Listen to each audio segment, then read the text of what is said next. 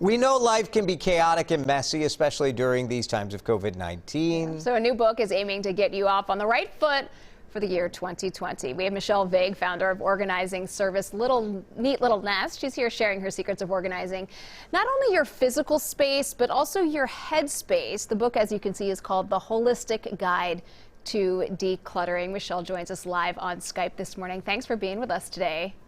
It's great to be here. Yeah, what I love about this book is you making the connection between sort of your physical presence and what's around you and what's going on up here. Yeah.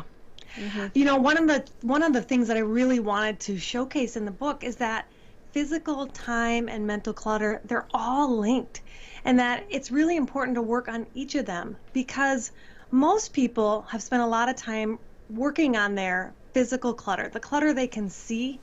But oftentimes, just focusing on the clutter you can see, you're not getting at the root of your clutter challenge, and it's often why you'll see that physical clutter coming back again and again. Yeah, that's the goal, right? Is to get to a permanent shift here, not just the one-time clearing out of the closet. Because if you're still kind of a cluttered mind, you're going to load up that closet again. You have 3 steps to kind of get 2021 started in the best way possible.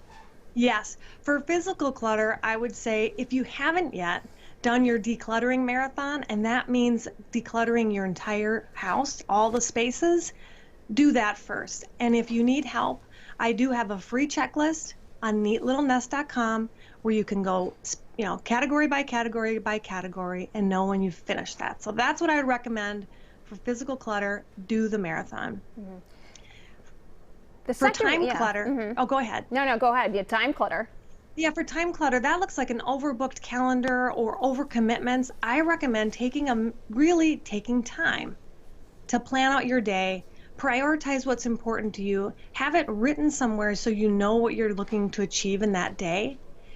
That way, if you get off track, you're able to look back at what your priorities are and really make the best use of your time. And if you haven't, in 2021, it's the time to figure out what planner works best for you, and it depends on who you are to know which one is going to be best. Yeah, some people like the electronic version, some need to write it down in kind of an old school planner. And then after you do those 2, then you can get to the mind clutter, right? Yeah, and mind clutter shows up in a lot of different ways for different people. It might be a racing mind. It also might be an overly critical mind, one that's you're not talking to yourself very nicely throughout the day.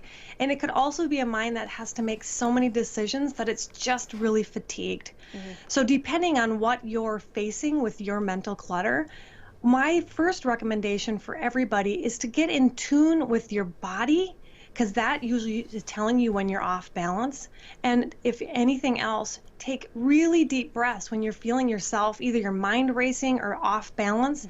Start taking those deep breaths to get yourself back to a level of calm. Yeah, Michele, it's a great book. Thanks so much for sharing that stuff, and you should pick it up for 2021. All right, Michele Vig, thanks. Thanks so much. And you can find out more about Neat Little Nest and the Holistic Guide to Decluttering at WCCO.com/links.